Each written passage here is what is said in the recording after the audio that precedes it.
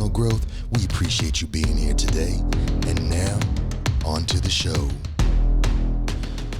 What's going on, man? Yo. Here we go. Put a little more softer side of music on there, right? I was thinking, it just dawned on me while I was drinking my drink. I forgot to tell you about this one day. I watch a show on TV because I watch random stupid ass shit. Sometimes it's nice to put something on the background. Sometimes it's nice to, release your mind to some foolishness. So there's a show that comes on Fox called Farmer Wants a Wife. I've seen the previews. Seen the previews? Yeah. The one black dude that's on You there. actually watching that? I do. Okay. I am. Give it a shot. Yeah, I got you. I mean, some, I'm not knocking it. sometimes you need some foolishness in your life, right? Yeah. But that got me to thinking that why is there, I'm getting ready to give somebody a $1 billion idea. Why is there not a different kind, like all cowboy gear is the fucking thing. Mm-hmm. Why is there not like a crossover? Like cowboys have a very distinct look, Okay. but no one ever changes that clothing. No one ever incorporates a modern right, cowboy look? Yeah, because if you think about like now, like in the hip hop world, people are customizing Jordans into golf shoes and into boxing shoes and dance shoes and stuff. But like no one really fucks with the cowboy stuff, Cowboy boot. right? Or Yeah. the shirt, the paisley pattern.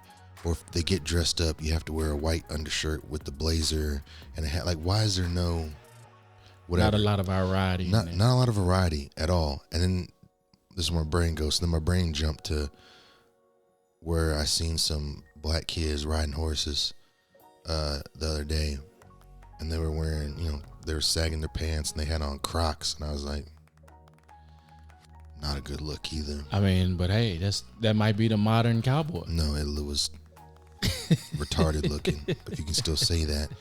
And then my mind jumped to another set where I seen there's a black family in a pickup truck, large truck, but they in the back they had the lady's mom or whoever it was sitting in the truck bed, and then they had the two kids that were like sitting up on a cooler and with their back facing the back of the truck, and they were on the fucking beltway. And I'm like, this ain't Varsity Blues or whatever the fuck it is. Like, you're on the goddamn beltway, bro. Like, I don't know. What? Hold on. So, I used to ride on the back of the truck. Me too. On the hump. Yeah. What's wrong with that now? Why can't we do that? What happened so drastically that nobody can ride on the back of the truck? Because people can't drive in Texas. But that's kind of universal though.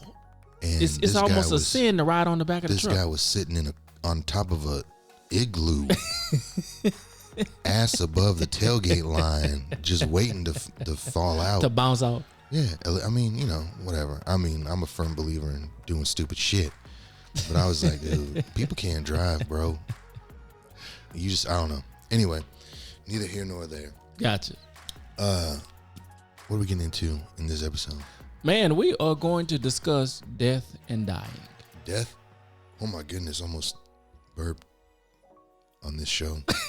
That'd have been bad. Death and die. Almost died. Yeah, I mean, right? Because you tried to catch it. I tried to catch it, and it was right. Is it when you hiccup?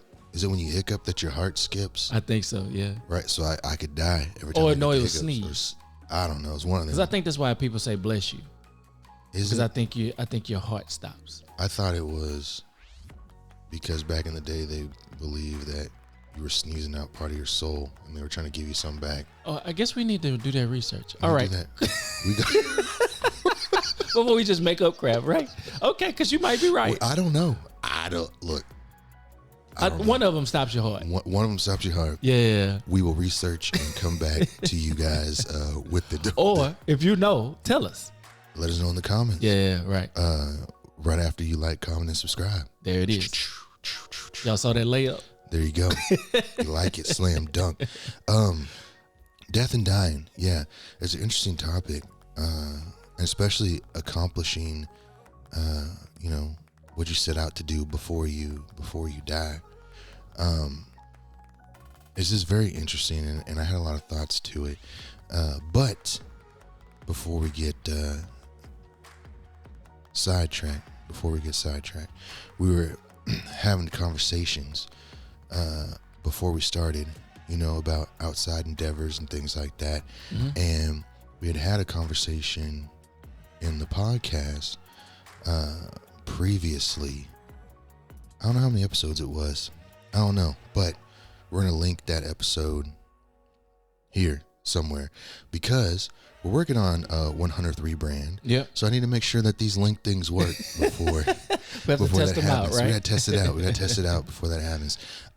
But one of the things that we had a conversation about is when we were talking about children playing, being a kid, experiencing, having those opportunities to play and enjoy the life that we had back then. So this is going to make sense when you see it. Okay. Okay, so it makes sense to you. Hold on. I can't see over there. Put my hands in your view. Hold on. Okay. Oh, Lord. I got you something here. Oh, man. Because I know you're not going to do it for yourself. Oh, man. Okay? I know you're not going to do it for yourself, but it plays into your vision. Oh, man. And you need to be able to play. I feel, you know what? Yeah, I had a little tingle on the back of my neck, man. Just thinking about you, I said, you know what? He needs this in his life because he's not going to do it for himself. So I'm going to do it for him. Build the beginnings to the farm. Accomplish the goals before you die. Wow. Man, this speaks volumes, man. And I say that because when we talk about death and dying, man, I have a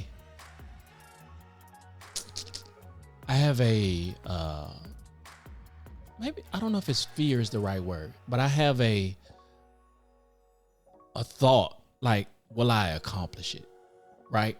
Like, is it going to, with the current state of affairs, it just doesn't look like it's going to do, or fulfill itself the way I see it. Right. And it almost becomes a tormenting thing sometimes, right? Yeah. When you're able to see or envision something clearly, right? You've done the vision board, you've done all of the stuff they told you to do, and I'm a creative person, you are too. We go and we create it. Like, it's not just a when we talk about manifestation and all of those kind of things, we've literally, you know what I'm saying? We do it, right? Yeah. And we lock ourselves into it. And sometimes, man, that deferred hope just kind of drags life out of it sometimes. And so when we talk about death and dying, like, I even have some promises. Now, I have some things that I need to accomplish for my dad. Yeah. That he left for me to do, right? I need you to do this thing, right? Because he didn't accomplish it before he got out of here, right? And so it's a journey, man, to be able to, like, can I live up to this standard that I see, that I envision in my mind? Like, I believe it's a good thing. I believe it's a great thing. I believe I have the ability to accomplish it, but where are the resources to actually get it done, right? Yeah. No, I mean, that makes a lot of sense, and I feel that every day. There's a lot. There's a lot of things, a lot of promises that we say we're gonna do, we say we're gonna fulfill. Whatever I've made them to my mother and everything else like that, and you do begin to wonder because time, stops for nobody, and it starts to tick away at your being and your body. And on the backside of it, though, it makes me wonder because if you think about these tasks, even if you were to accomplish the goal, it's still not going to feel complete. It's still not going to feel like it's done. But sometimes I do believe that the vision, the goal, the thing that your father left for you to do, or the promises you make to whoever, or the goals you set for yourself. A lot of times the accomplishment isn't achieving that goal. The accomplishment is the knowledge that you've learned along the way. Yeah. Yeah. And that's what it's about. If you can just get to this next level, well, now you know how to do this, and this, and you've become a better person. If you get to that next level, now you've got this, and this, and you've become even better. And it's always that constant development. And you may see things that weren't always in the original picture, but have now made that end result so much better. I think you gotta, for me, and is acknowledging those things, right? Because you can get so kind of tunnel vision that you don't see those huge wins because it's not exactly what you expected it to look like, right? Oh yeah. And so because you're looking out there, because that's the goal over there, even though this success I experienced right here, sometimes, man, it still doesn't feel like it's enough, right? And we don't celebrate it. At least I know I don't. Yeah. Sometimes I'll skip right through it and not even celebrate the win because it's not what I said I wanted, or it didn't reach the mark, or it doesn't feel like it's going in the right direction, right? And so I know about me that's one of the things that I've tried to do. Yeah. Is to slow down and actually acknowledge, man, that was what I got out of this was actually better than what I anticipated, right? And this season isn't as bad as I think it is, right? Right. Or maybe it is, and you still have and wins, be honest even with it, right? Right. And you're right though, and it's not just you. Honestly, it's everybody. It's honest. I mean, I don't want to say everybody. It's the mass majority of us, because I don't think that the majority of us know what success is. I don't think we know. I would argue that no one knows what success is, right?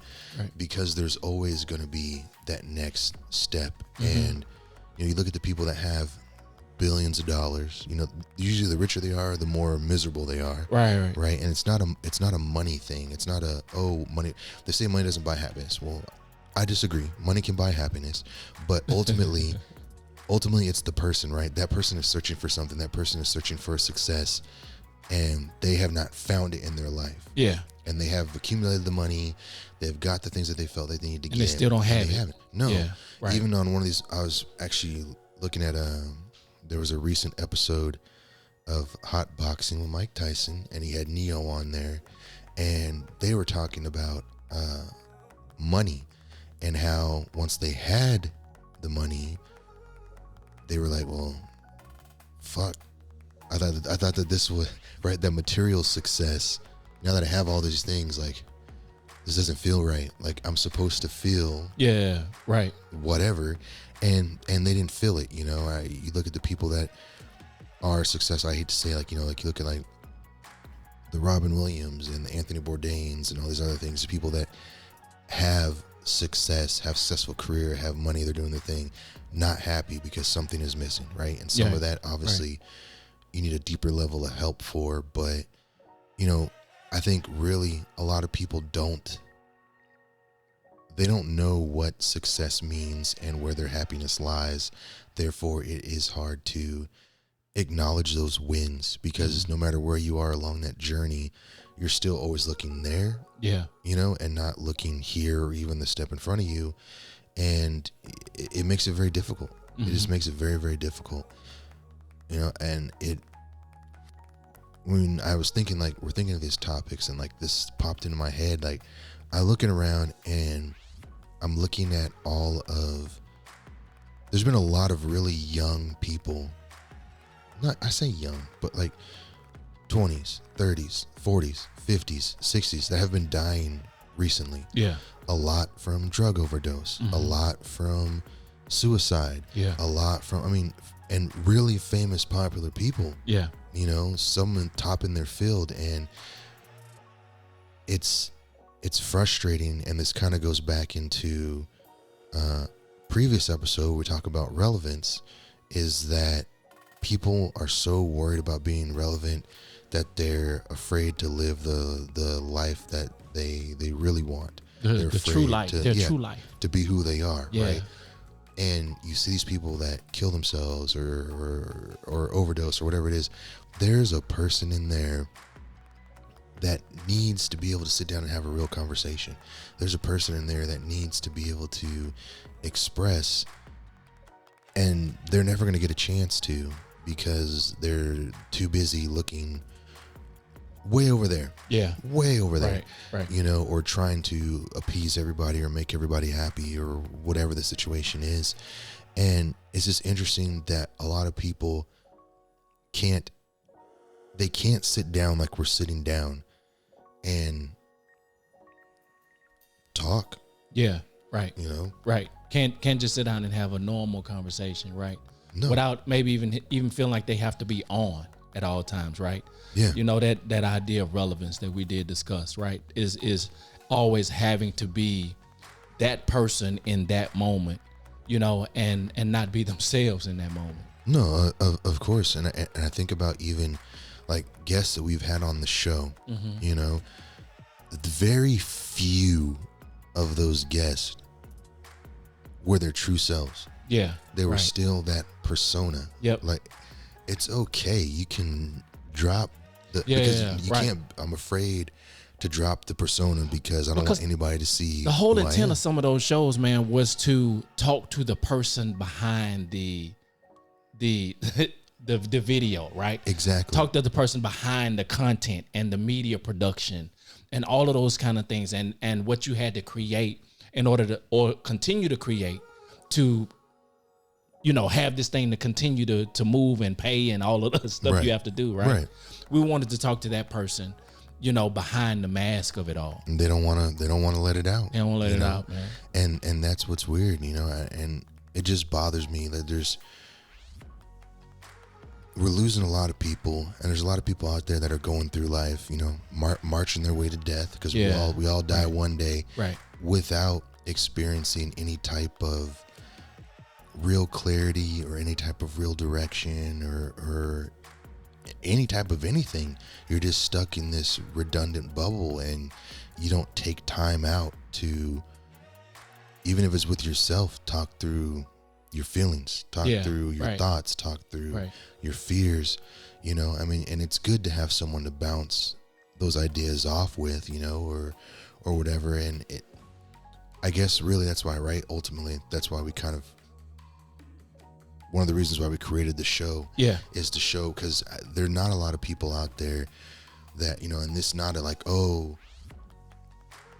I want to post something or whatever for attention, you know, or you know, I think about, you know, if you look on Instagram or you look on even some YouTube or you look on wherever, like you always see these people, or Facebook, I don't have Facebook, but I hear about it, and these people that get on there and they're making these videos and they're crying and they're sobbing and they're I mean, you weren't that sad. You framed yourself up just right, put the light on. You know. But, and maybe they are going through something at that point, but like that's not a true feeling. That's not a true moment, and that person probably doesn't even know what a true moment is. And I feel sad. Because how do you capture that? Like, how do you set everything up in a way for you to capture a true moment, if it's a real true moment, right? Yeah, you can't. And I believe that one of the things is we miss the true moments because we're always trying to capture it. Oh yeah, 1,000%. You know, because the person behind the camera is not being themselves because they have to look a certain way and they have to do this and they have to do that and they have to do this, right? And so I believe we miss some authenticity because we're trying to capture it at every time. Yeah, because authenticity and realism is ugly. Yeah. It's shows all the flaws and imperfections. Right. You know, it is what it is, and that is scary for some people. Yeah. You know, they don't want to be seen as anything less. And it just leads me to think like, God, like how bad is it when, I don't know, like I've always, for the most part, like I have my flaws too. I have things that I necessarily don't like, but for the most part, I try to just be who I am. Yeah. And that's not always pretty. It's not always the best. Right. It doesn't always work out. But like, I feel bad for people that just can't be who they are. Yeah. So, you know, say what they want, Right. feel how they want, express how they want, you know. And Even if it goes against the grain, yeah. right? And doesn't agree with even your best friend. If it doesn't agree, you know what I'm saying? Then Yeah, then I don't want to, never mind. yeah, right. I don't want to. And you shrink back because you don't want to rock the boat or just be who you are in Yeah. those moments. Yeah, but that's what life is, right? And I want to ask these people, like, do you want to die? Like, do you want to go to your final days not being able to be Yeah. who you are? Right. Right? You know, and I don't know what is the secret sauce to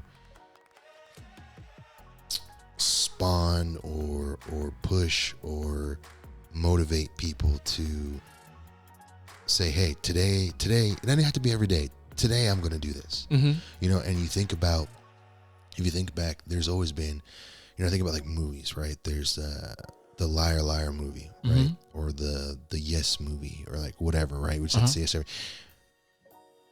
those movies, as dumb as they are or whatever they are, like those were movies that were showing like push your boundaries. Yeah. You know, put yourself out there, do these things, yada yada yada.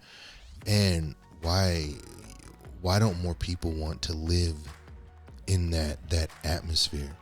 You know, why are people afraid to ask? You know, you're gonna go through your whole entire life, you know, holding on to demons, hiding feelings, you know, whatever. We've been conditioned, man, to what? present ourselves in a way that doesn't offend people. I mean, even in your own household, you know. Yeah. I just. Yeah. I mean, we've been,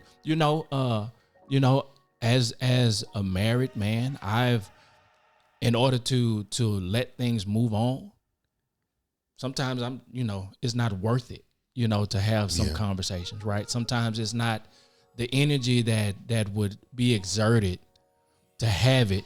I don't even have at the moment. So you know what? I'll just not.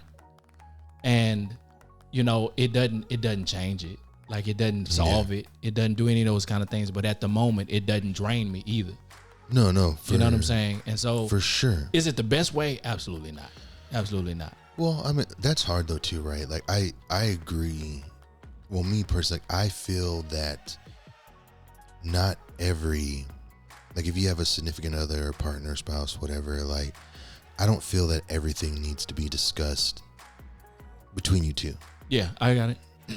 I just don't, because there, like you said, there's some things that is not worth it, but there still needs to be an outlet for that feeling, that emotion, to talk it through, to have that exercise of working through it, because maybe it's validity, I was right, or maybe it was like, oh shit, maybe I am wrong, or, right, and that right. that still helps spawn that takes a level of maturity though, because it takes a level of the maturity for the person sharing and then the person responding and both of them hearing. Yeah. You know what I'm saying? Because if the purpose is if I'm sharing with you, hey Shepherd, what you said I don't believe was correct, and it triggered this in me, or whatever it is, right? And immediately you get defensive because you heard something that I didn't say, or you heard something based on your own personal experience, right, or previous experience. Then what I said and you heard don't even translate, right? Yeah. And now you're into this whole situation and there's no understanding, there's no movement forward. And now we've created a wound where there wasn't even one, right? It was an opportunity for something to be better. But, sometimes we just walk away from it because it's not worth it at that moment to even try to dig into it. By the time you come back to it, you don't even remember what it was, right? you still trying, you making up mad details for no reason, now, right? Yeah, just mad. Yeah. You don't even know why. Yeah, I don't know why. You know what I was thinking too when I was thinking about death and dying. What people forgiveness, Bro. a level of forgive. Do you know? Like, I'm working on it myself.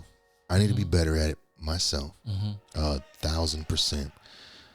But I can think of people, probably, I can think of a handful of people that I know that are, you're mad at me for something I did when I was a fucking bitter kid. Yep. Or, I mean, hell, it could be 15 years ago, 10 years ago. Yep. You're 10 years, you're mad Yep. for a stupid decision that I made as a younger person or whatever, and not allowing a genuine reconnection or reconciliation or right. And it's not even because I have friends or whatever, have had whatever, and like you got upset for something that may be a misunderstanding. You got upset for something that maybe it was actually your fault and you just don't realize, right. Or maybe it was my fault, but here I am. I'm saying, hey, we don't have to be on the same level anymore. We don't have to even be friends anymore, but just accept a genuine apology. Let me make it right, or let me do whatever. Yeah.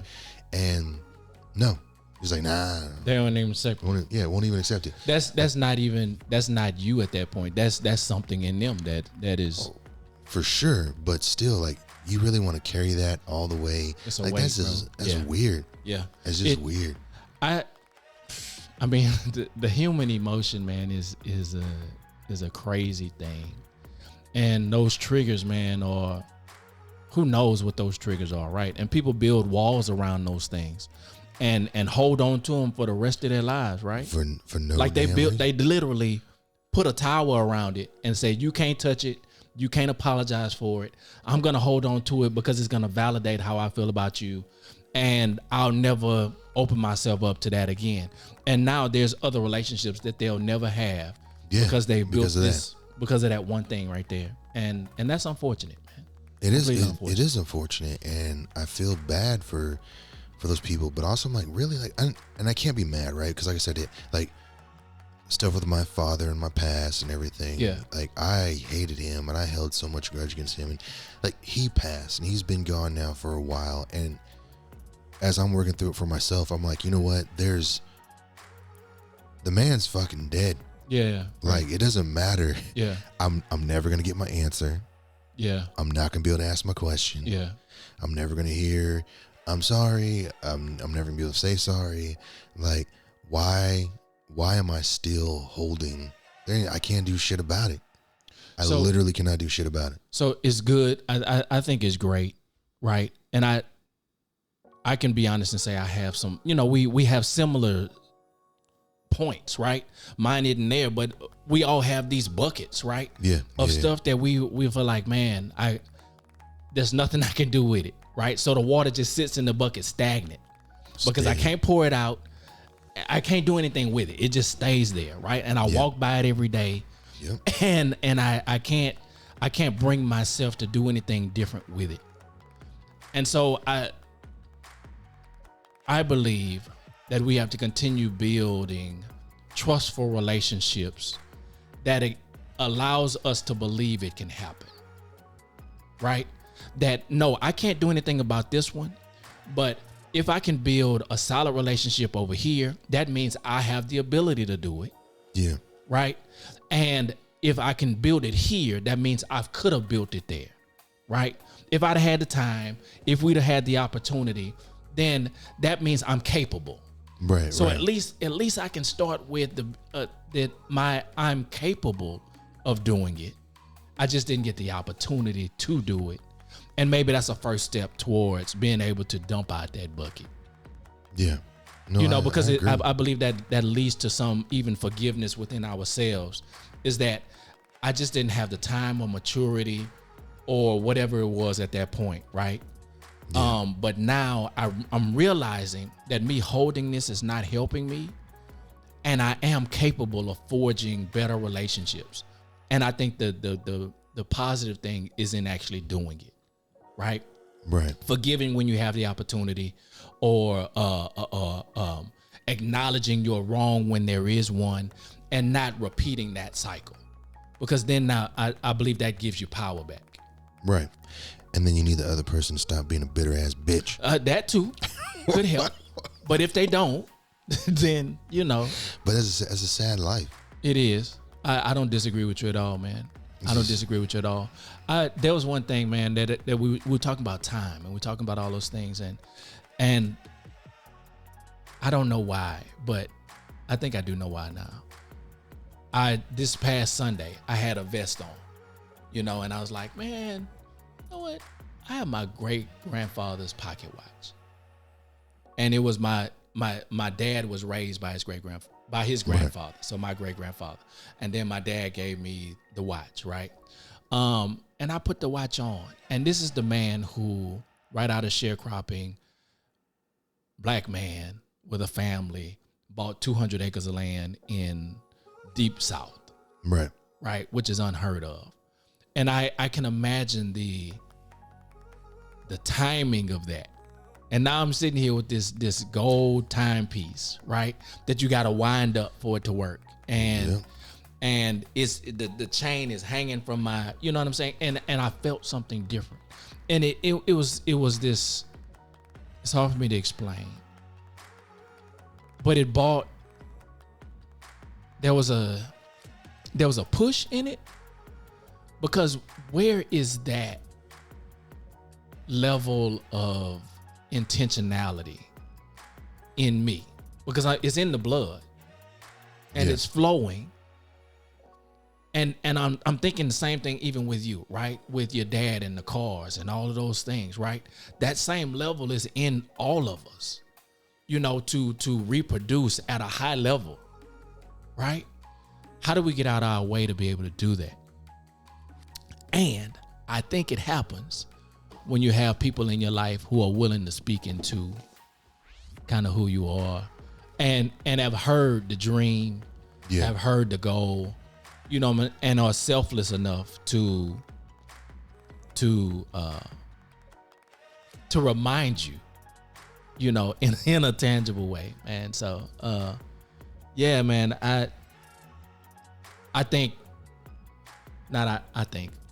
I'm talking less about what I think, and then y'all excuse me for rambling. But one of the things is I know now. It's not I think about, but I know now why we're here, why we sit at this table, why we do what we do, right? And it's not just for the likes, comments of the subscriptions. It's not even for you guys a lot of the time, right?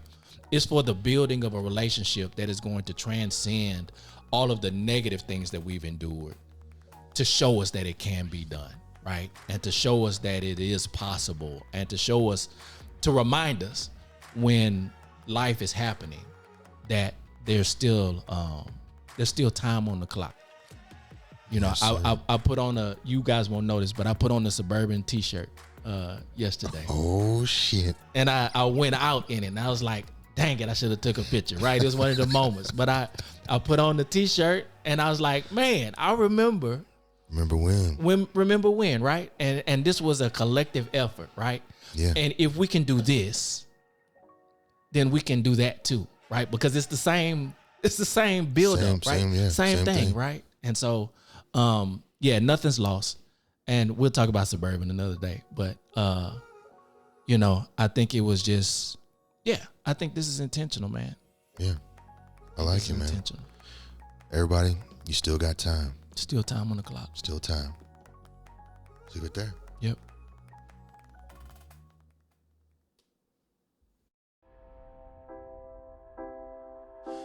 What's going on, guys? Hope you like the show. Appreciate y'all listening, but we need something from you. Yeah, man, we need you to like, comment, and subscribe. We want to know what you like about the show, so that we can continue to create relevant content for you. Appreciate it.